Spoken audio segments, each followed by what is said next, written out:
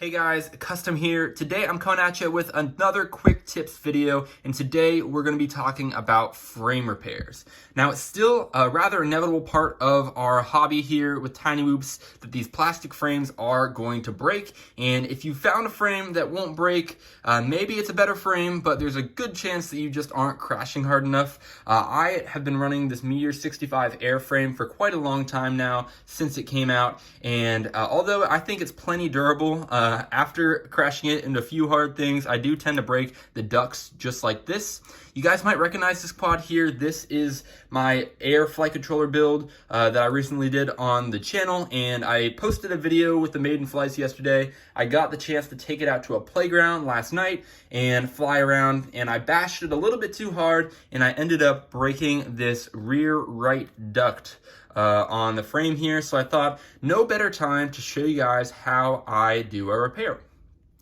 So I do want to say before we get started with this that breaking and repairing your frame will compromise the structural integrity over time. The glue joint that we're going to create is not going to be as strong as the original plastic, obviously. So I give myself about 2 to 3 breaks in a frame before I consider replacing it. And I would obviously want to replace my frames before I head to a big race. So keep that in mind and make sure to kind of keep tabs on how the whoop is flying, because sometimes if you think your tune is kind of just unraveling a little bit, it may be because your frame is starting to flex more because, again, those glue joints just aren't as strong. So speaking of glue, let's go ahead and talk about the different types of adhesives you can use for this repair here. You're going to need a form of flexible glue, and I'd say the most popular is a E6000 glue. This stuff is really nice because once it's dried, it will flex and it won't break in crashes here. But the alternative glue here is B7000, and it's a very similar glue, but I found it to be just a little bit more viscous, a little bit of a thicker glue, and because of that, it might dry a little bit quicker, and I feel like if you are repairing something and then intending to fly it a little bit sooner, this might be a better choice, but ultimately I think they're going to do just about the same job of repairing your frame. Both of these glues are available on tinywhoop.com, among other places, so I'll go ahead and drop a link to Tiny Whoop down in the description below where you can pick these up. There's also a few other options that I don't have with me, but these are the 2 that I've tested and they both work good. So we're going to use the B7000 in today's video, and you can see the nice thing about these tubes is that they have a nice little pinpoint tip so you can be really accurate with it.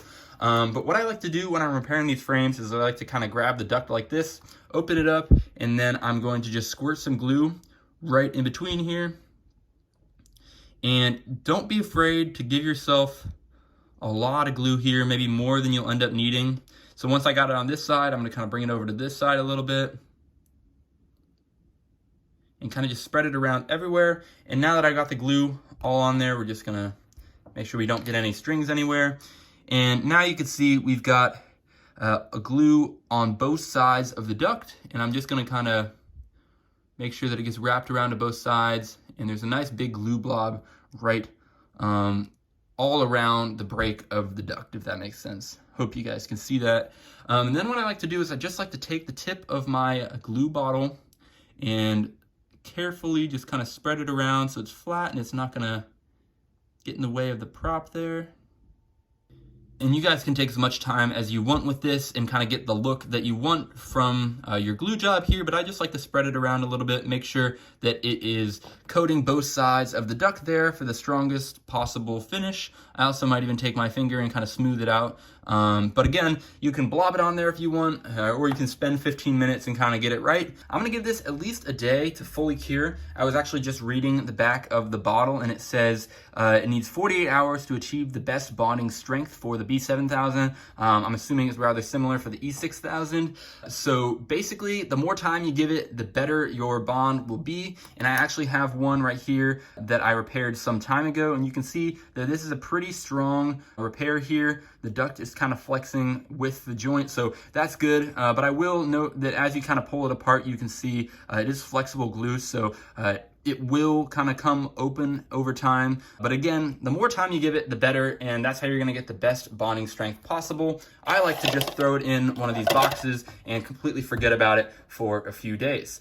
So that is my process. I know this is pretty common. A lot of people do this repair. So I'm not really trying to claim this method as my own, but this is at least how I do it. So hopefully you guys can get a little bit more life out of your own frames. So thanks for watching, guys. I hope you found this quick tip helpful. And if you did, please smash the like button, subscribe to my channel, and I'll see you guys in the next one.